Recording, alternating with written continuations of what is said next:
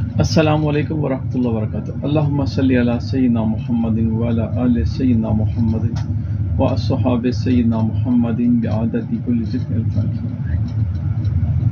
تو آج جو میں آپ کے ساتھ نسخہ شیئر کرنے والا ہوں وہ ایک غذائی قوت باہ ہے۔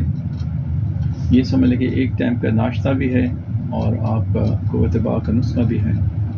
یہ آپ کے سیمن کو بھی ٹھیک کرے گا، یہ قوت بڑھائے گا بھی، قوت باہ بھی پیدا کرے گا اور جسم کو بھی فربا کرے گا۔ تو ایک طرح کا ناشتہ بھی ہے اور قوت باہ کا نسخہ بھی ہے۔ تو نوٹ فرما لیں، بکھڑا لے لیں آپ 1 تولہ، اور تل مکھانا لے لیں آپ 1 تولہ، ستاور لے لیں 1 تولہ، سفید مسلی لے لیں آپ 1 تولہ، تخم کونچ لے لیں 1 تولہ، اکر کرہا لے لیں 1 تولہ، تخم ریحان لے لیں 1 تولہ، اور ساگو دانہ لے لیں آپ 1 تولہ، اور اسبغول ثابت لے لیں آپ 1 تولہ۔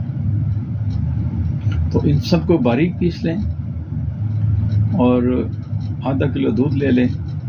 یہ 1 چمچ اس میں آپ بھر کے چائے والا ڈالیں آدھا کلو دودھ میں، اور اس کو خوب جوش دیں۔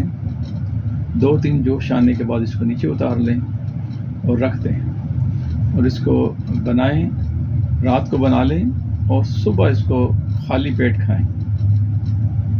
تو انشاءاللہ بہترین ہے، یہ قوت باہ بھی پیدا کرے گا۔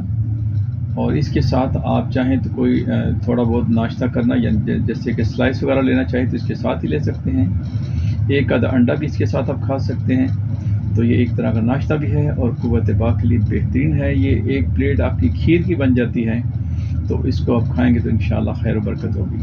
تو جب اللہ آپ کو شفا عطا فرمائے تو میرے پیارے پیارے آقا علیہ الصلوۃ والسلام پہ درود و السلام کے تحفے بھیجیں۔ اللہ کی بارگاہ میں شکرانے کے نفل ادا کریں تاکہ اللہ تعالیٰ مزید کرم اور رحم اور فضل سے نوازیں۔ آمین یا رب العالمین۔ دعا کرتا ہوں رب کی بارگاہ میں کہ اللہ پاک آپ کے لیے اور میرے لیے وسعتیں اور آسانیاں اور برکتیں عطا فرمائے، اور آقا علیہ الصلوۃ والسلام کی ساری امت کے اوپر نگاہ کرم فرمائے۔